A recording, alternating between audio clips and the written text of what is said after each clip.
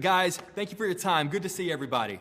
Good to see you. So you know we're extra, and we always come at you with the hardest of hitting questions. We're not playing around. So I want you guys to be honest with me. Of the three of you, who is most likely to buy your own action figure? I can't speak on what you guys would do. I know that I haven't bought my action figure. I have not bought mine yet, but it'll happen. I'll Yeah, buy it'll mine happen. for the nephews and the nieces. What if we buy each other's ones and gift it? see, That that's way, nice. you know. Although, how much is, because whoever's is less expensive, I'm very frugal, so I'll take care of that one for you. You're going to the clearance bin for I'm it? going to clearance bin. The rules of gifting your own action figures to other people. Is that okay, or family members going, guys, come on, it's you in a box? I think I would prefer to gift them a Superman one. You know. Oh, definitely. Or crypto. Yeah. We know deep down everyone really just wants the crypto one, so at least, we're aware of that. Fair enough. And you can't be mad about it. My dog's on the background of my phone, so I totally get that. Aw. I want to talk to you guys about the first time that you see David in the suit. But what I want to ask about is, does James make it a moment? Does he sort of, like, is there pomp and circumstance, like, all right, guys, here he comes, it's the first time you're going to see him? Or is it just like, oh, hey, there he is? Nobody wants to talk. Well, I think it's kind of established in the movie that basically he's been Superman for a little bit of time. So it's like he's already in it. He's already kind of established as this character, and I think what audiences can see is that they're going to be jumping right in, right? So you're going to see him just in full force, from the get-go, right? Well, were you talking about the movie? Were you talking about? I was talking about when you saw him on set for the first time. When we saw him on set. yeah. Oh. So, I mean, there was wardrobe tests that we all did, Yeah, and yeah. I think that was the first time where we saw each other in the wardrobe. And when that happened, it's been well documented. It was like a magical moment for everybody. That's Superman. There's no question about it. This guy exudes everything that the character represents. And then you see yourself in the mirror and you think, I also look great. That may or may not have happened. It should have happened. Well, I gotta jump into that because so many people walking out of the movie, I gotta say, they said, that Superman's great, everyone's great. Mr. Terrific may or may not have stolen the movie from a lot of scenes where he shares with Superman. So I gotta ask, when you're in a scene with Superman, you're in a scene with David, is there the danger of like, I'm really good, and what if I stole Superman away from Superman? Well, I haven't seen the movie, and I'm the most exacting audience of my own work. So like it takes a lot to impress me. I don't know what I did, and I'm gonna see the movie and I'm gonna see what I did. But you just do the work, You show up and you're trying to elevate each other. You're trying to bring your best so your scene partner can rise, you can rise, and the audience can be entertained to the full potential of the project. Rising tides lifts all metahumans. Right. I would like to say I've seen it, and Eddie's work is the definition of the harder that you work towards it and train, the easier it'll look. Like, he makes it look so easy in that one sequence where you're fighting. It's just, this man was committed, and it really shows. And yeah, and so David worked hard too. So yeah, I think, and then I was there. And you worked hard too. I was there. You worked hard too. I'm kidding. putting those You hours. absolutely Doing did. what? I don't know, but I was there. Screaming.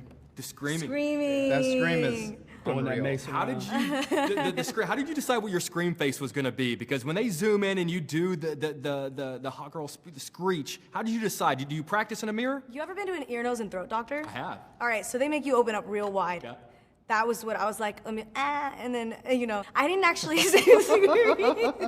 I didn't actually scream too hard on the day. I really just kind of wanted to make sure that my body was in the right position, because when you're in a harness, it's very easy to look dumb. It's so easy to look dumb. You have to be aware of every single part of your body. And also the core has to be activated. But yeah, that was cool. I ended up doing it later in ADR, and I was very sick that week. So it's extra raspy, and it ended up working out really well. It works really well. Speaking of doing what you got to do, I was looking at sort of the makeup process, and I feel like day one, it would be really cool to do that and go through the experience.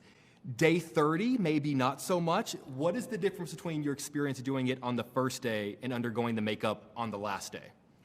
Yeah, I'm not gonna lie. It's a lot. It's a lot. I think actually though, you know, with the makeup team is so brilliant, and everyone who made the suits, it's just was such a labor of love, and you do get better. You get, you know, tighter in terms of like getting things done. But yeah, it's those days where you're doing numerous days in a row where you're getting just 11 faces glued onto your face that it really does start to get to you.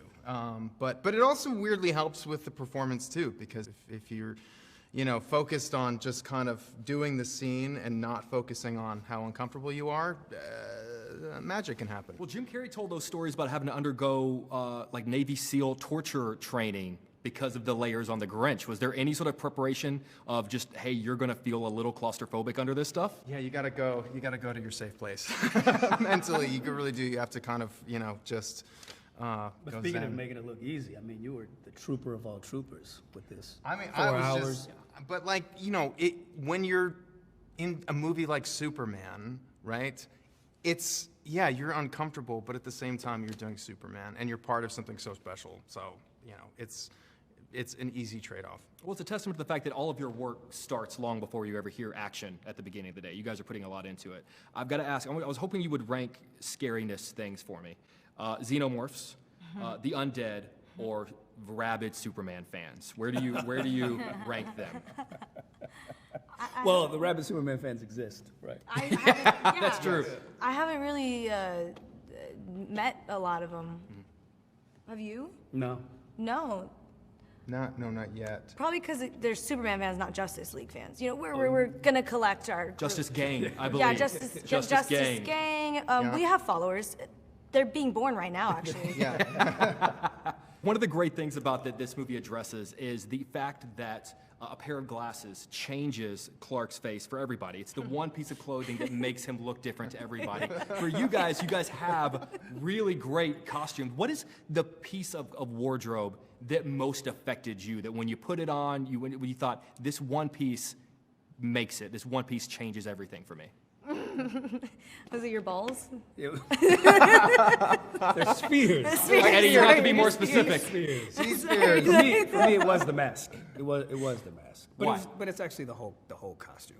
You know, when you put the whole thing together and you look in the mirror, you feel like you could probably save the world. It's like a very empowering feeling. But the mask went a long way to make me feel confident in this character. You know, the headline out of the story is now, you know, balls make costume. Balls make costume. Balls I love make that. costume. The That's the Neanderthal kind of. Yeah, exactly right. Balls make costume. Exactly right. I would say, you know, the obvious answer is the helmet for me, because it's so amazing. But you can't really.